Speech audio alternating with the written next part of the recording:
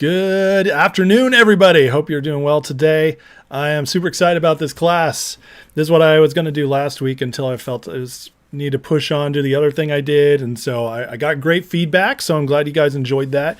But today I'm going to tell you one of the greatest secrets. It's a secret. It's not really a secret, but it kind of is, because what we're going to teach about today is something that has been so overlooked in our society, so negated, so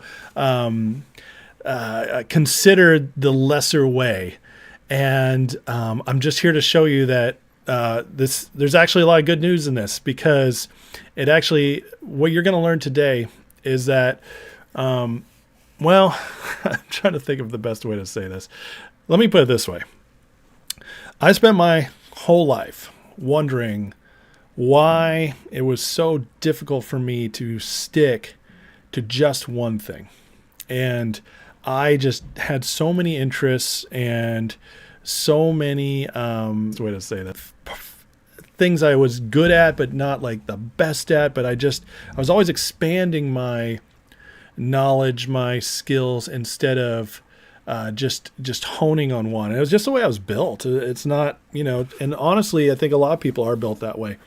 And then I came across a lot of study the last few years, and especially about 10, 15 years ago, I started studying this.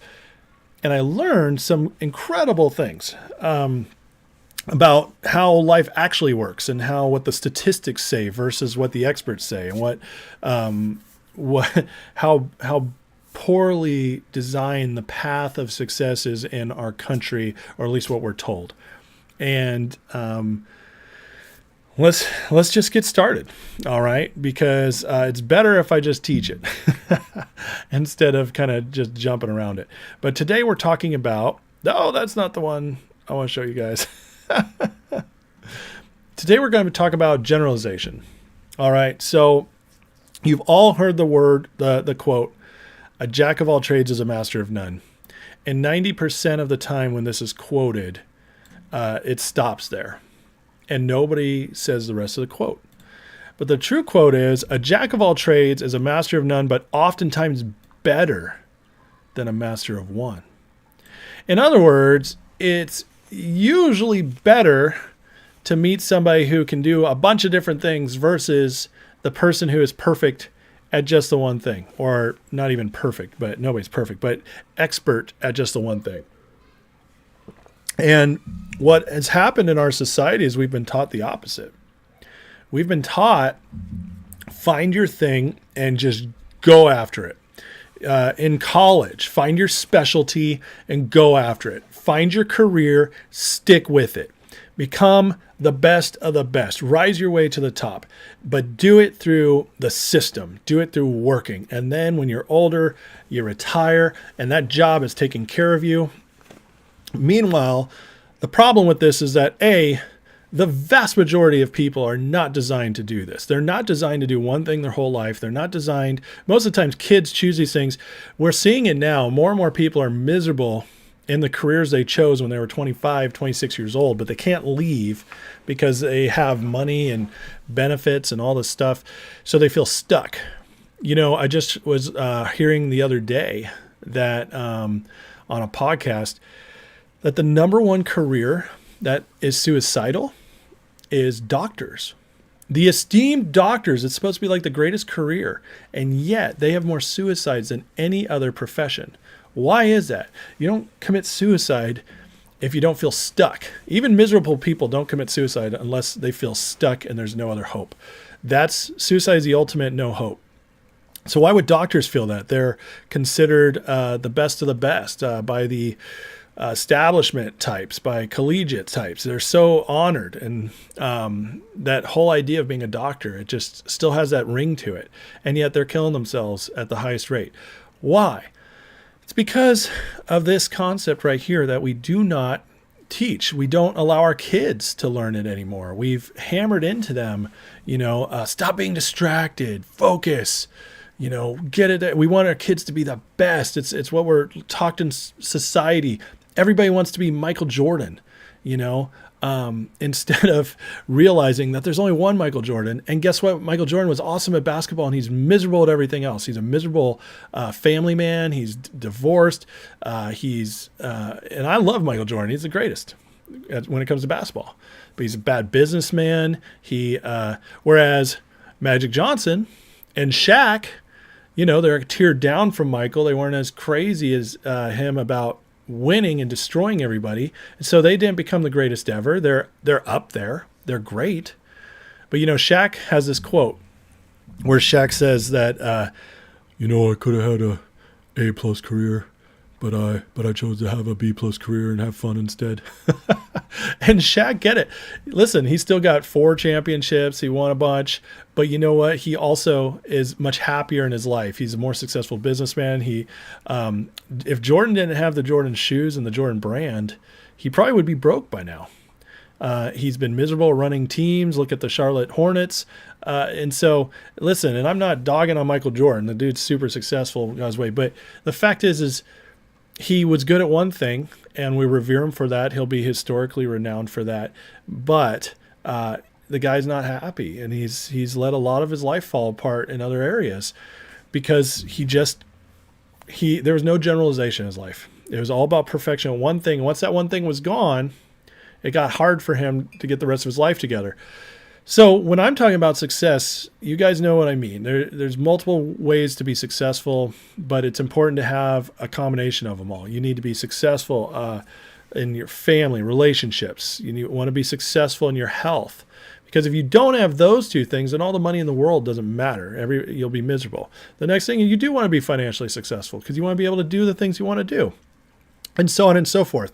So it's important to have more skills, but this is not what we're taught. It's not what we're taught. This is why in school they don't teach finances. They don't teach relationships. They teach you math, science, reading, history, and a bunch of stuff that's only good for certain jobs, and they don't teach you how to be life. But the truth is that becoming a jack of all trades, it actually has a much higher success rate, not just in the all around, but also in the specifics, including finances. So let's keep talking about this. So specialization has been the key of the day, the key word of success, but this is beyond that. So many people rush to specialize early and stick to one path. That is our whole school system, how it's designed. However, the most successful people often have broad experiences and skills, making them more adaptable. I was talking to somebody about this the other day, that the richest people I know, and most successful business-wise, many of them are less educated than a lot of other people I'm friends with. And you would think they seem almost simple when you talk to them, and yet they just get it. And they're much better at business and all sorts of things than the people I know who are much more educated. And there's a reason for that, because they chose to walk through life, to encounter life, versus just specialize in one thing and become a master of something. Long-term versus short-term thinking. Chasing high-paying jobs early in your career can trap you in a cycle of working for money rather than growth. As Steve Jobs says, the only way to do great work is to love what you do. This also, part of this is, I've mentioned before, is the idea of working to learn instead of working for money. Now, obviously you have to work for money. That's a no-brainer. But the point is many people will choose jobs that don't challenge them or they hate just to make a paycheck. And listen, real quick, before I go further, I got to say, every once in a while, you don't have a choice. You just got to do it. That is a true fact of life, okay? But the idea is when you do have a choice, and as soon as you can move on, you want to find work that's going to build your skill set and your knowledge base for the future. So sometimes you might take a little bit less money to set you up more for the future, where you want to go. And if you're younger, it's okay if you don't know where you want to go, but you'll have an idea. You'll have an idea of what interests you. And if you work and make money doing it, great. That's like free education. You're getting paid for your education. You can take that on to the next level. Now, I've learned this kind of the hard way, but I did learn it by living it. And one of the reasons I say the hard way is because I was on the college path. I was very good in school. Getting good grades was easy for me, but I had that shack mentality because I didn't care if I was valedictorian. I was perfectly fine with being salutatorian, which I was. I didn't mind not getting an A plus if I got an A because I knew the effort I needed to put in, and I didn't want to put in that little extra for the A plus because I would rather be out with my friends. I'd rather be doing stuff, and school just came easy for me. Now, I was getting through school and I was on the fast track to graduate college with honors, all that stuff. And then it just didn't work out. I had some financing issues. My parents couldn't help. They didn't have that. So there was a huge screw up. And so I was put into the workforce early. Now, I'd been working that whole time. I never was privileged enough to not work during college. But I just kept chugging along. And I started just using my skills and finding jobs I liked, making money. And I started retail. I waited tables. I became bartender. And the truth was I would pick where I wanted to work. I wasn't like, I'll just work anywhere. I was like, I'd like to do this, or I'd like to do this, or I like working with people. And, I was a very shy kid, very shy. And through sports and then work, I started becoming more open and learning how to talk. And then I worked at restaurants, and it taught me how to talk to anybody at any point. And on top of that, about anything, connecting. So I gained those skills. And then I was in ministry, and I gained skills of counseling and other stuff. And I just got to work on these things, always while knowledgeable too. On the side, I'd be learning about politics or whatever. I learned how to market and sell through all my jobs. And I started using that to apply to my other work. First, it was ministry for years, and I used all these skills. And I got better and better, and I was incorporating those skills into ministry. And I'd be floored sometimes by how ineffective people who had just gone to school for ministry were. And I was like, what? Like, you guys just don't get it. You don't understand people. But I'd spent so much time with people because of the work I'd done that it really helped me in ministry. But on top of that, I was always growing my other skills. I was doing the computer work. I was doing the video work for the ministry because I had those interests. And I would step up and just do it. And so even though I didn't have a college degree, all this work, well, guess what? When I left ministry, I ended up in marketing, and I was able to use everything I'd learned over 15 years of working and all these skills I'd brought up, including management, which I was in management since I was 18. I learned all these things, and I was able to just communicate with people, which is all marketing is. So I sat down to market, and I also had writing skills thanks to ministry. And I was like, boom, writing. And I was just awesome at it. And same with online business, because I just got people. But that's because I spent years with people. And so now I have a job that most people don't ever get unless they have master's degrees. And here I am, I have no degree. Don't even have a bachelor's. I finished short. I was 1.5 semesters short, or let's say one busy semester short of getting my bachelor's degree. I don't have a degree, and yet I have a high tier marketing job, okay, as a director of marketing. It's not what I want to do the rest of my life, but I'm very good at it, and so I can do it. And it takes care of my family for now, and that's awesome. I love it, but it was because I did the work, not because I got a degree. Now, I know many, many people in marketing who got their degree, and they've been in marketing since they were 22, 24. And I'm not saying this to be bragging, but I'm just better than them. I just understand all the concepts better. Why? Because I was on the ground with people, learning people for, almost 20 years between retail and restaurants and church. I just was around people all the time, and I get people. I understand people, and because of that, it helps with marketing, and that's skill that many other people don't get. So the fact is, I did it on accident, okay, because I was just doing what I could do. But the amazing part is that I'm going to bring some spiritualness into this, but God wastes nothing. Everything in your life can build to something. You're always growing if you choose to. Now, I always chose more challenging stuff. I always wanted to promote. I always wanted to try new things, but it kept growing my skill set. And if you keep doing that, you become unstoppable. And that is the long-term versus short-term thinking. Some people, and listen, I'm not looking down at you if you're older and you've done this. If you've been at the same job for 15, 20 years and you just want to stick it out till you retire, that's fine. That's fine. Along that way, I'm sure you've learned plenty of other skills. And maybe what you can start doing is looking towards retirement. Look at all these skills of like, how am I going to keep growing my wealth in retirement so I don't run out or I don't have to live on a crazy tight budget? How am I going to grow my skills to help people or to invest or to finish strong? You know, that it's all that. It's like long-term thing. It's not just let's stick it out and survive until retirement. Because, you know, the truth is like, if that's the mindset, and I'm going to do a class one these days on rethinking retirement. But the truth is retirement is not the end of your life. You can't think like that. And I don't mean work, but you could still grow your wealth. And that way you have a much better retirement and also leave something more to your kids.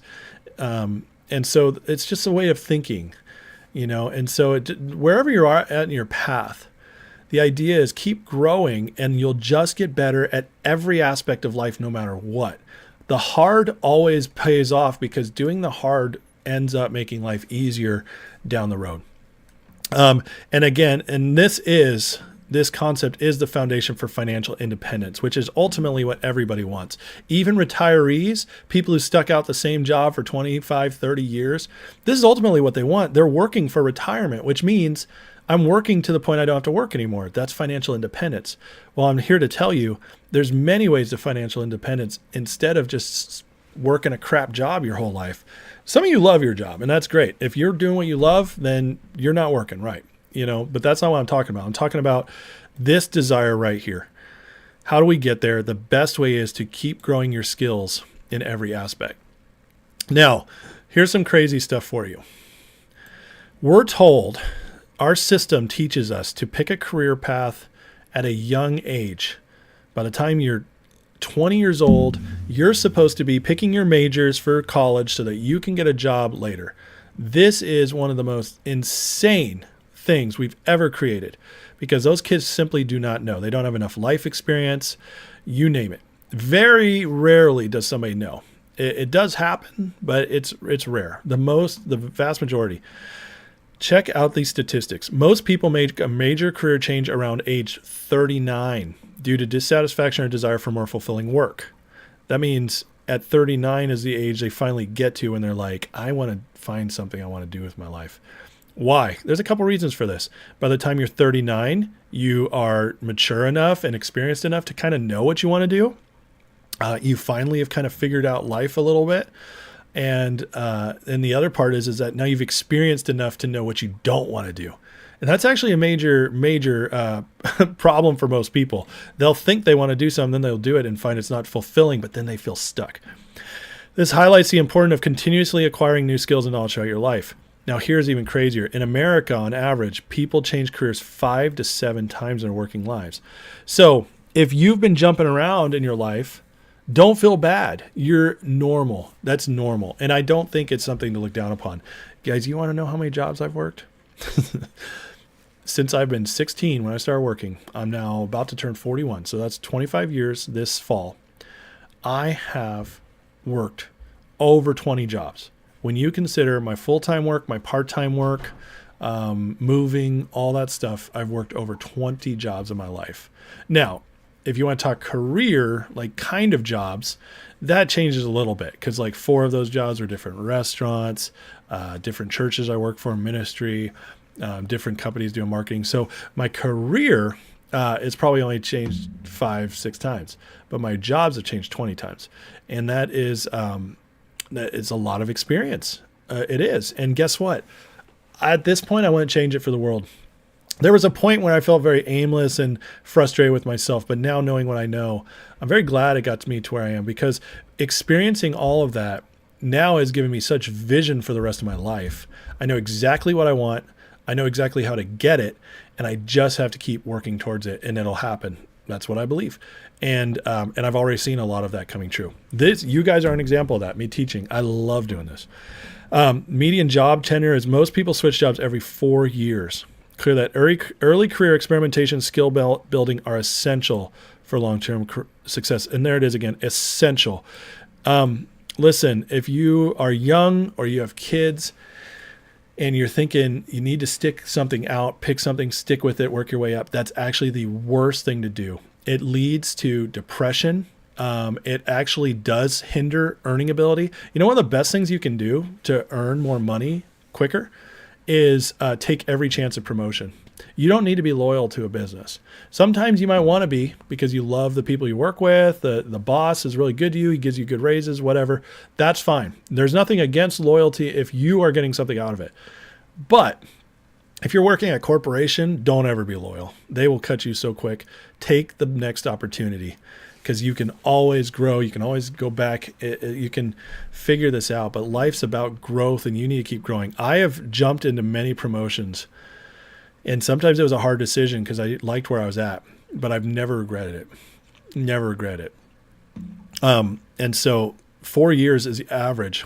And but a lot of people also, this is probably longer than it would be otherwise because a lot of people will just stick it out. They're afraid to change. So there's a benefit of prioritizing learning over immediate money. And that is this. You gain skills and versatility. Look, I'm not the biggest proponent of college. I'm just not. I think for the most people, it's a waste of time and money. You get saddled with debt. It's just not worth it. Most people, not all. Sometimes I speak in hyperbolically because I'm trying to hammer home a point. But the truth is there are some people it's very worthwhile for, but not most. And you're much better off getting in the workforce, growing your skills and making money along the way and not digging that hole for yourself. Plus, the longer you wait for college, the more benefits come in later as far as like saving money and also having more focus, all that. So if you are going to eventually do college, it's usually better to wait. Now, the benefits here of learning over money are skill acquisition versatility. Those who develop a broad skill set are often better at creative problem solving and innovation. Your career is your business. Time for you to manage it as a CEO. This I cannot stress enough. Creative problem solving and innovation, creative thinking is the most valuable thing in the entire world for people who will pay you, whether it's your own business and they want to pay you or a boss who wants to pay you, whatever it is. If you are good at this, you will succeed. Full stop, period, nothing else to it.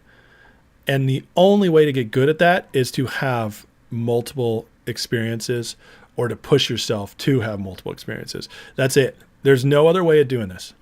And the reason people suck at this nowadays is because they stick in one thing and they don't grow. All right. But it's so incredibly important. And I always tell people when they're hiring me, when I'm in an interview or whatever, and they're like, why should I hire you? I'm like, you'll never meet a person who's better at solving problems.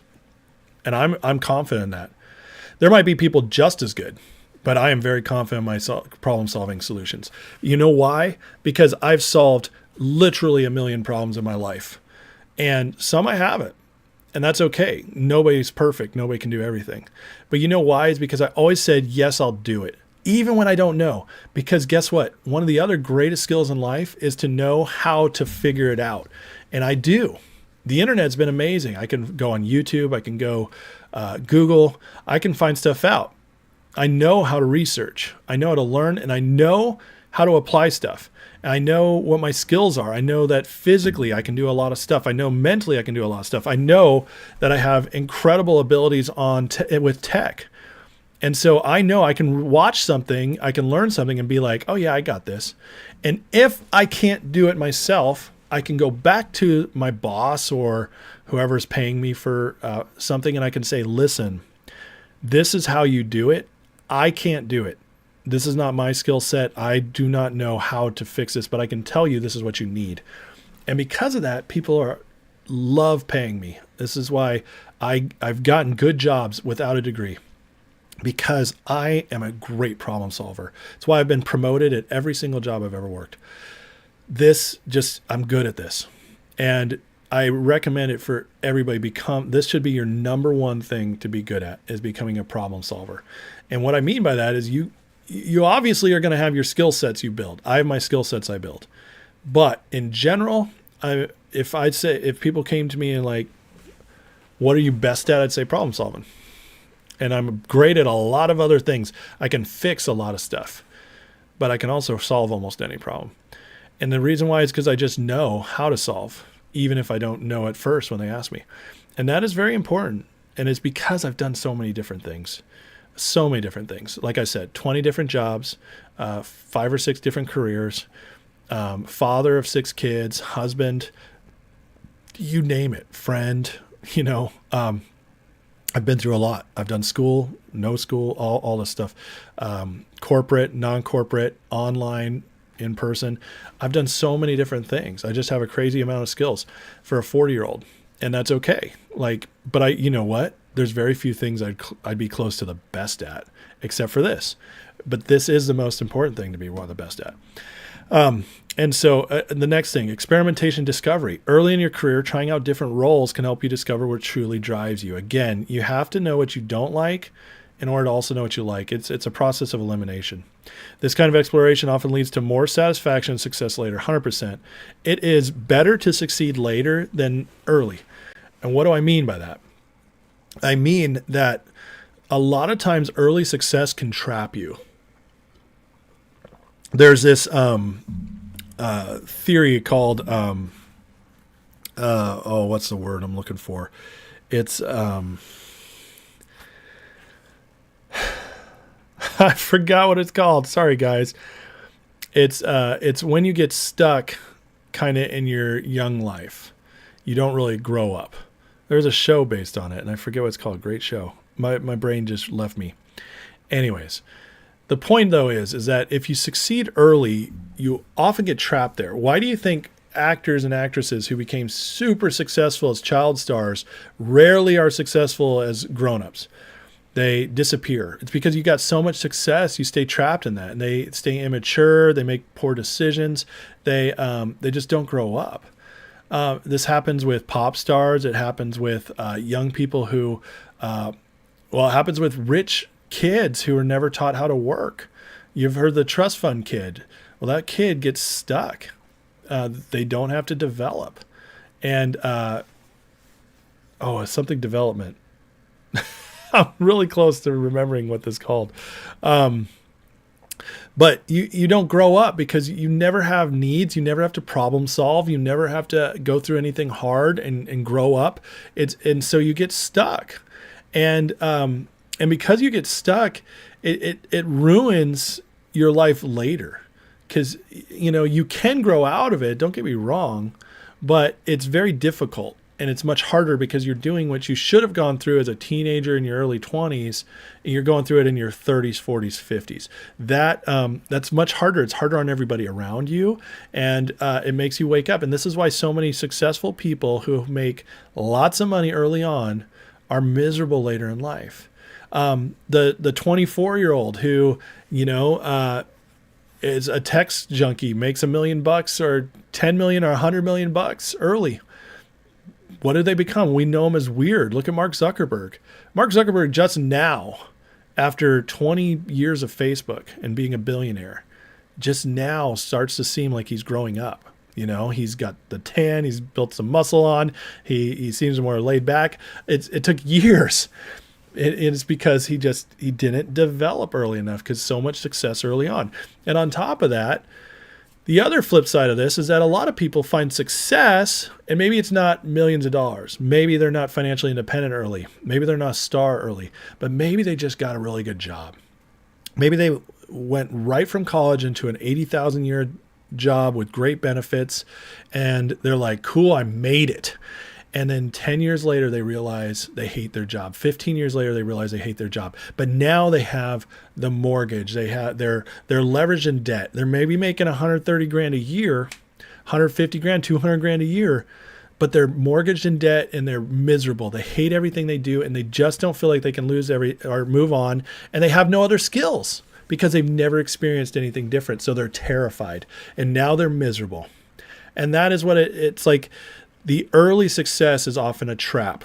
And the only way to break it, not that there's anything wrong with early success, but the only way to break it is have very, very good relationships and a drive in yourself to keep challenging yourself and get over the fear. And so that usually takes really good parenting behind you, usually. And so it's very rare for people to break it. But this is also why a lot of people who have the hardest lives growing up end up very successful later. And you can see some of the most well-rounded athletes, actors, businessmen in their lives and in their business or whatever, their careers. They had such a hard childhood that it forced them to grow up early.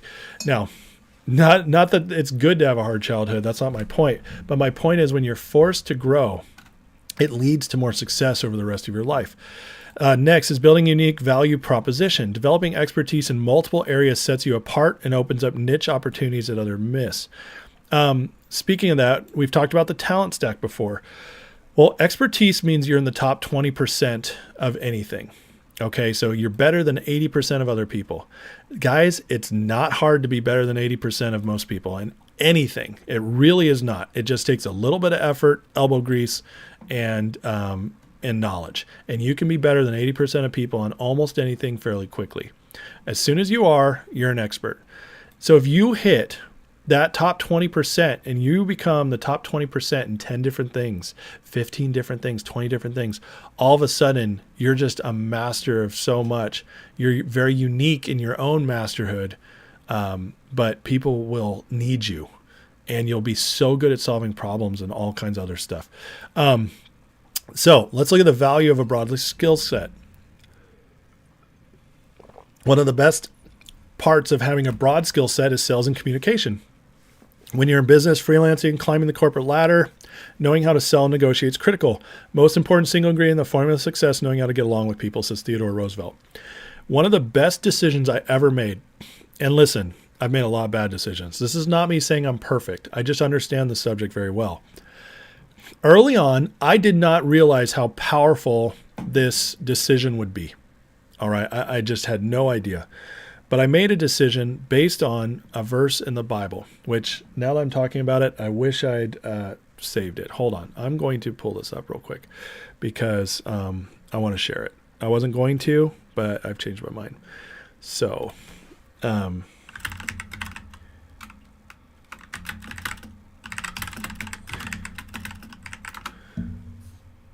this verse right here.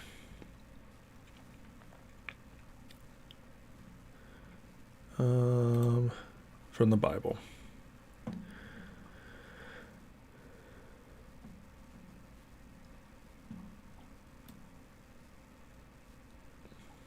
All right. I love this verse.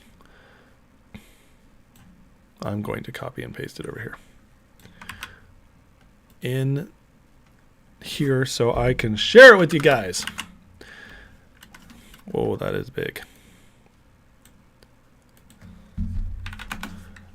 Okay, so this is 1 Corinthians 9, 20 through 23. I read this when I was about 23 years old, and it reads, "To the Jews I became like a Jew to win the Jews. To those under the law I became like one under the law, though I myself am not, so as to win those under the law. To those not having the law I became like one not having the law, though I'm not free from God's law but under Christ's law, so as to win those not having them. To the weak I became weak to win the weak. I have become all things to all people so that by all possible means I might save some. I do this all for the sake of the gospel, I might share its blessings." This is it right here. I become all things to all people that by all possible means I might save some. I read this verse when I was about 23, 24 years old, and I said to myself, you know what? I want to do this. I want to be able to have a conversation with every single person I ever meet. I never, ever want to meet somebody where we have nothing to talk about. And so I started purposefully broadening my interest range. I was like, you know what? I've never learned about this. I want to learn about it. I never learned about this. I want to learn about it. Now I found things I didn't care about, but I learned a little bit. I learned the bare minimum. Just so if anybody I ever met was extremely into that, I could talk about it. And because of this, because I started broadening my interest range, I literally became one of the best servers at our restaurant. Why? Because every single person I could walk up to, I could talk to them about something. If they were talking about business, I'd have something to talk about them with. If they were talking about sports or wearing a hat, I would talk to them about what was on their hat. I could talk to them about the weather. I could talk to them about politics. I could talk to them about anything. And I've learned that, there's some things I still don't know anything about. I don't know everything. That's not my point. But I know enough where it's very, very rare I meet somebody that I can't think of at least one thing to talk about that they also are interested in. And it's allowed me, to grow much more as a person in good ways, but it's also allowed me to connect with people. And I love connecting with people. And I believe that is one of the main reasons I've even gotten as far as I have. So just wanted to share that with you guys because it's just, I love the wisdom there.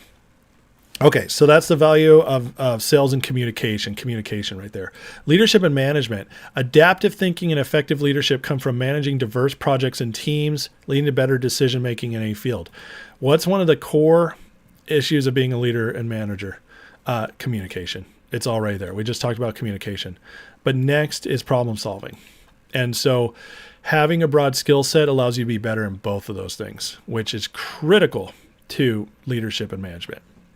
Financial literacy and strategic thinking. Understanding money and strategy is vital for anyone looking to build wealth, whether they're in business, investing, or simply managing their finances. In other words, having a broad spectrum allows you to understand how to use your money better. And that just comes with the territory. You learn about successful people, non-successful people. You learn about what works and what doesn't. You have to also particularly study money and finances to know that stuff. So broad skill set, it will increase all of these things because your general understanding of life, business, relationships will be better. And that will lead to success. The importance of experimentation, embracing change. A lot of people don't like change, and a lot of people don't like experimenting with new stuff, but it's imperative for true success and freedom.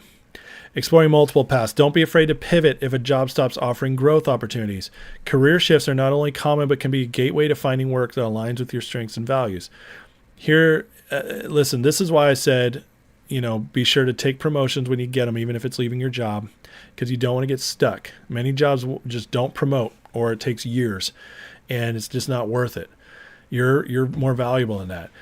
I'm at the point in my life where I've been very blessed in the last couple of jobs to tell them when they were hiring me, say, here's the deal. I want to work for you, but I don't want to just, I need incentive. I need incentive to keep working hard, to keep growing, and all that. And so my last couple of contracts have been built in bonus structures that are not based on time. They are based on performance because I want performance. If I hit a metric, I want to get paid for it. And that also locks in growth. So if I'm hitting those performances, that means I continue to grow and I'm not waiting every year for my 3% raise. If I'm killing it, then it's required of them to come up with a new bonus structure. So that means for me, I'm always incentivized to do better. So they get a better performance from me, but I also keep growing with them. And that's very important to me. And I've been able to negotiate that in my last couple of jobs. If you get to that point, I recommend the same thing.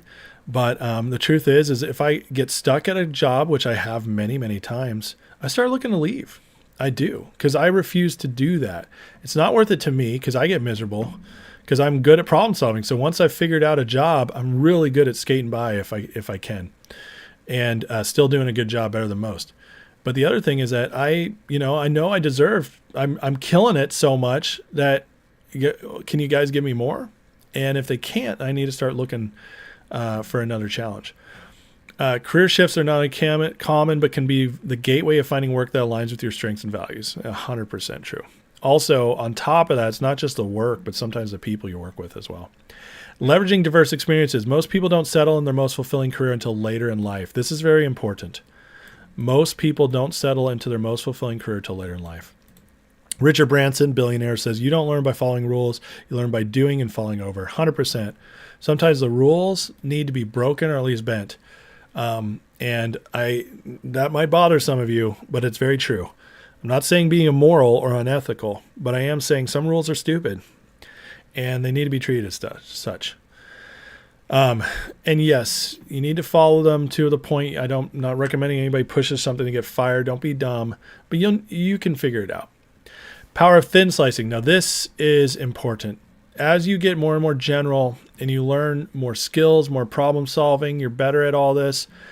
This starts kicking in. And this is one of the most powerful tools people have, and everybody can access it. You have to trust your mind. What is thin slicing? Thin slicing is the ability to make quick, informed decisions based on limited information or brief encounters. It's about recognizing patterns and drawing accurate conclusions without needing extensive data. This skill is often developed by people who have broad, generalized experiences across different fields, allowing them to quickly assess situations and act confidently. This is like knowing what the answer is before they finish giving you the information. That's what it is. And I can't tell you how many times now people start telling me their problem, and before they're done with their sentence or paragraph, I know how to fix it. Because I've been through this so many times. I've done so many things now. This happens a lot to me. And this is Malcolm Gladwell's book, Blink, is incredible. Our brains are incredible, guys. We store way more information than we even know. Your brain technically does not ever forget anything your entire life. The problem is learning how to access that information.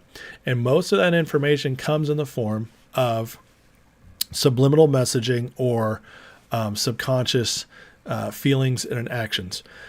In other words, you do already know most things you need to know.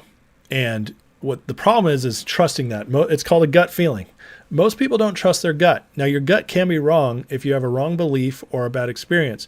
It taught your gut the wrong thing. But if you've learned how this works before and you actually have success, your gut feeling is almost always right in that area. And you got to trust it. Now, thin slicing means it can only be gotten to by this generalization. Okay? If you, well, I shouldn't say only, but the best people at this are highly generalized, have done many different things. The reason is they get better at it because they've experienced more things, they've solved more problems, they have grown confident in more areas, and because of that, they're much better at immediately knowing what to do and acting on it. Guys, in my job now, 95% of the time I'm presented with something and I'm like, boom, done. And I just go and fix it. And it's like, a lot of my job is so incredibly easy.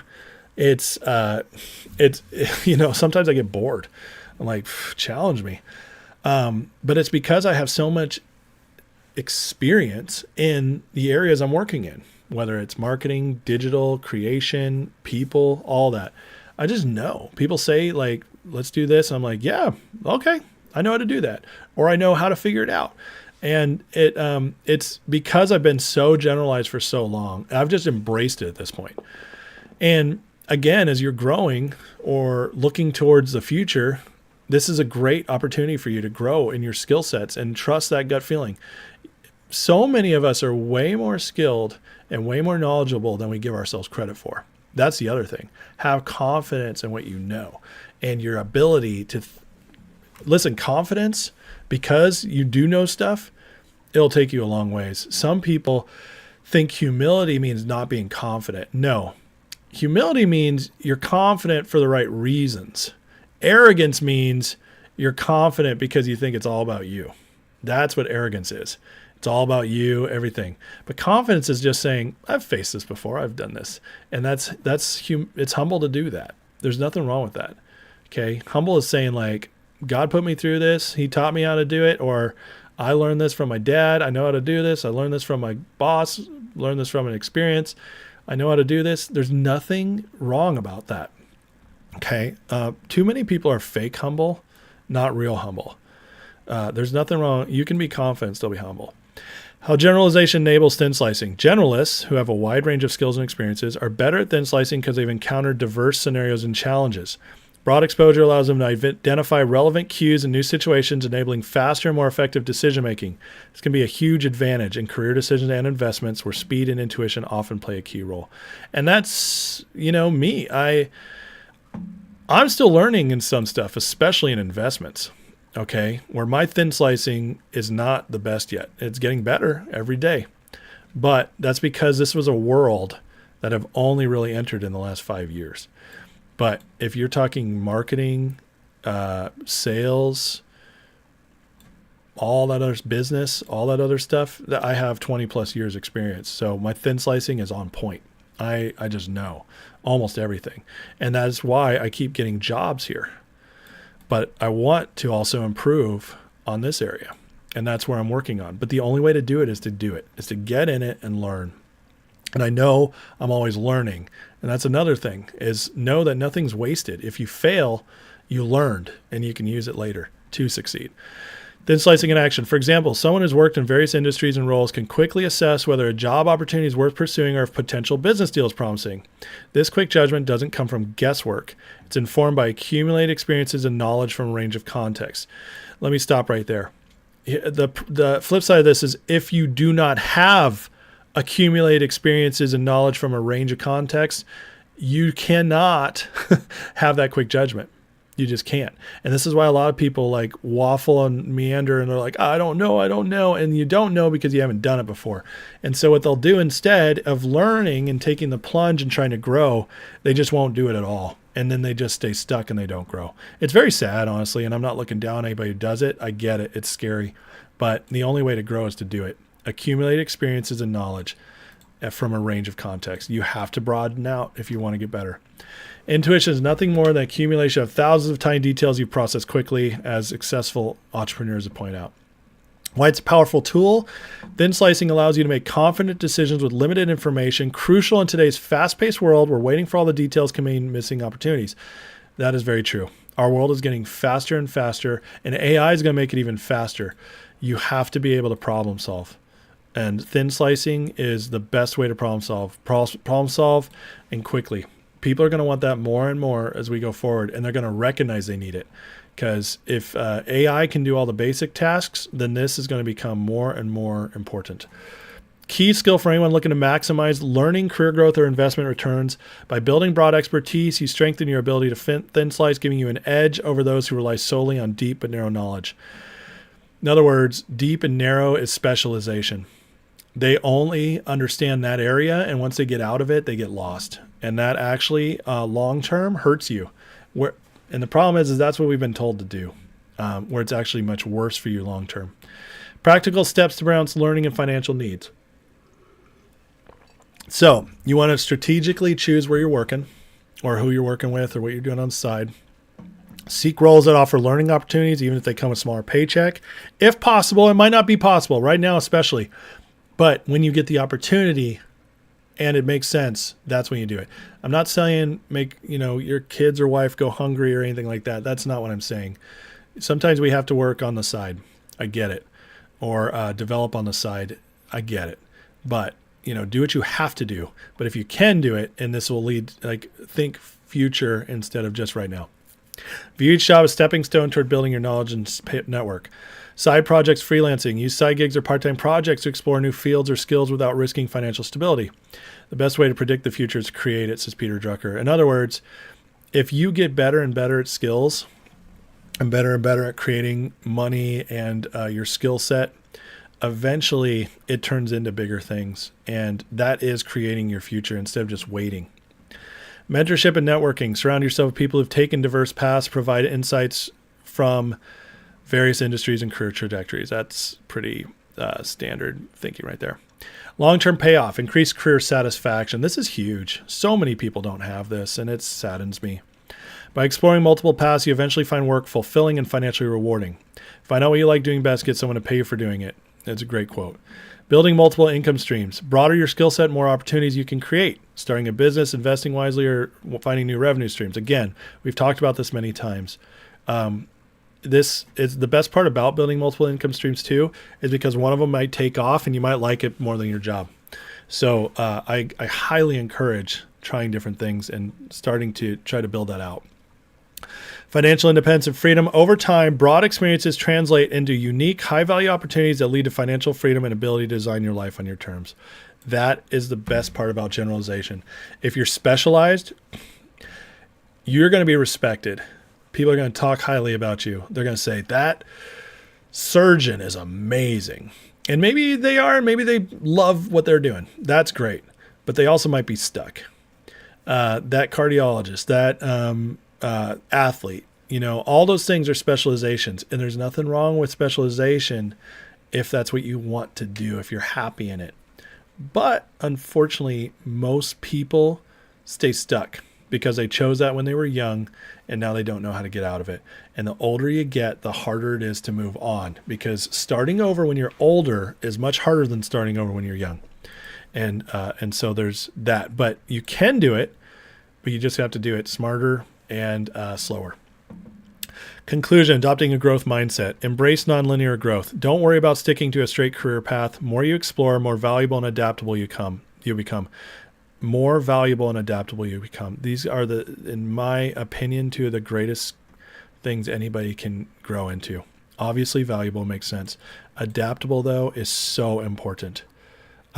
If people want to work with people who say, I can do it, I can figure it out. They want that. And they want you, and if you prove it to them, you become extremely valuable. Focus on continuous learning. Lifelong learning and skill acquisition are the ultimate career assets. Money will follow when you master the right mix of skills, experiences, and knowledge. Learning never exhausts the mind. Leonardo da Vinci. Love learning and growing, and love new experiences and trying new things. Now, I also want to share some statistics here that can help back this up. So, generalists are more likely to reach leadership roles. Study by LinkedIn found professionals who have a broader range of skills and experiences are more likely to hold leadership positions. Leaders are 2.5 times more likely to have diverse career experiences than specialists. 2.5 times more likely. That's a 250% better chance of being in a leadership role, which means better pay and better options by being a generalist. Those who transition between functions or industries every few years often develop more comprehensive view, crucial for making high-level strategic decisions, problem solving. It's all right there. Generalists thrive in a changing job market. According to World Economic Forum, but hey, they still know some stuff. 50% of all employees will need reskilling due to rapid evolution of jobs. This is basically AI fueled. Generalists, accustomed to learning across different fields, are better equipped to adapt these shifts. A McKinsey report predicts workers who can adapt their skills to new roles and industries are more likely to stay employed, thrive as technology and automation reshape the workforce. In other words, the world's always changing, and people who have already experienced a lot of change and broaden their horizons and learn new things are much better at going through these times and profiting them, prospering. Multi-industry experience leads to higher learnings. I've personally seen this in my own life. Right here. Research from Harvard's Business Review shows that individuals who switch industries or take on cross-functional roles tend to earn more over time than those who stay within a single track. Study revealed that those with varied career experiences see an average income increase of 10 to 20% with each major role change. Listen, there's nothing wrong with finding something you love and sticking with it. But if you're sticking with the same thing because you're scared or you don't know what else to do, you're probably limiting your earning potential.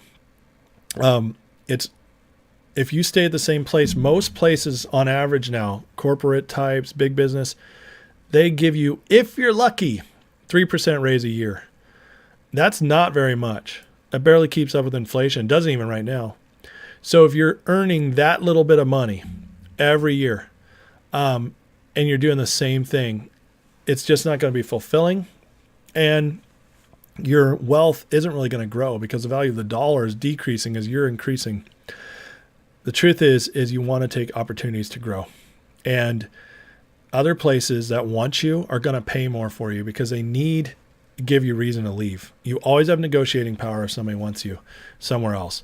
And so it's better to leave and keep jumping up. It just is.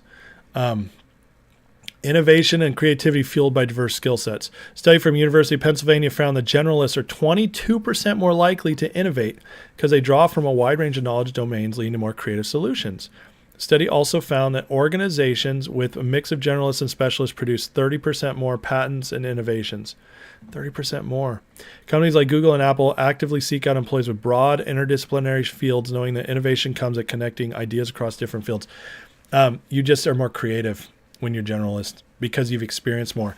I highly recommend the book Range. He deeply researches this subject, and he found that the best athletes are the athletes who played more sports than one.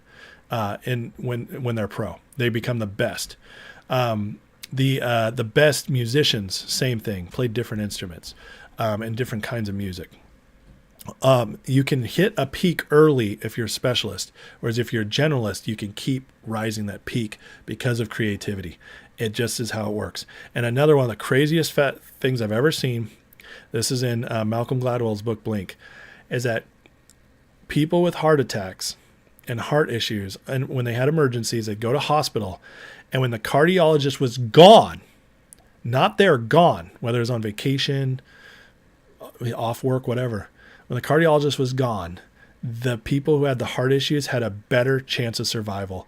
Why? Because the general practitioner, who does a lot of different things, were better at solving the problems than the cardiologist, who would not understand or recognize when something new came across his table and wouldn't know how to solve it. It's a crazy statistic. Rise of hybrid jobs favor generalists. Hybrid jobs combine skills, growing faster rate than traditional jobs. According to research from Burning Glass, hybrid roles are growing twice as fast as the overall job market, and they come with higher salaries. Roles like product managers, data scientists, growth marketers, technical and soft skills. Employers value versatility and adaptability. Report by Deloitte found that 94% of business leaders expect employees to continually learn new skills. Versatile employees can pivot between roles and adapt. Highly sought after. Generalists fit this mold. Additionally, 75% of employers surveyed by the Society for Human Research Management stated they prioritize candidates with a wide range of skills over those with deep specialization. Interesting. Generalists more resilient to economic downturns. During COVID-19 pandemic, workers with broader skill sets and experience across multiple industries better positioned to find alternative employment or pivot into new roles. Studies found those with diverse skills likely to remain employed or gain new opportunities. Career switching is becoming the norm. Average personnel holds 5 to 7 different careers in their lifetime, according to the U.S. Department of Labor. Average tenure, job being 4 years, professionals need to be adaptable. So, guys, the world is changing, and the idea, the broken economic educational system we've been in that favored specialization is gone. Now, it never was better to be a specialist overall. There's always exceptions, but in general, never been better. People have always on a higher ranking been more successful being more generalized. So don't beat yourself up if you're not perfect in one area or the best in one area. The truth is you might be the best combination of a certain batch of areas that nobody can ever replace. And that is more valuable to the world and also more highly satisfying and leads to more money over the course of your life. This has been proven. I just showed it to you. So that, my friends, is the little secret, the hidden gem that we don't learn anymore, that will lead to much better outcomes overall in your life. And here's the best news. Most of you are already generalists. I'm a generalist. And we were taught that that was wrong. But again, going back to the first quote I opened with, a jack of all trades is a master of none, but oftentimes better than a master of one. Oftentimes better than a master of one. Guys, it's okay to be a generalist. Embrace it. Be confident about it. Start learning more, pushing yourself to grow in more areas, and it will end up in greater prosperity for you, fulfillment, and in general, just greater success. And that's just proven. And if you are a specialist and you love what you're doing, awesome. I'm not telling you you're wrong. Stay in that field. Keep doing what you love. You've done it. But maybe broaden your horizons to increase your investments, better your relationships, whatever it is, and have more of the overarching success in your life. Because the truth is that even if your career is highly successful, you can always broaden to become successful somewhere else. And that's just a fact of life. So, all right. That's all I got for today, guys. God bless you. I hope you learned something. If you have any questions, hit me up. Join the Discord. Ask me there. Post it on Patreon. I will get right back to you. I promise. Love you guys. Appreciate your support. I hope you learned, and let's go kill it. And have a great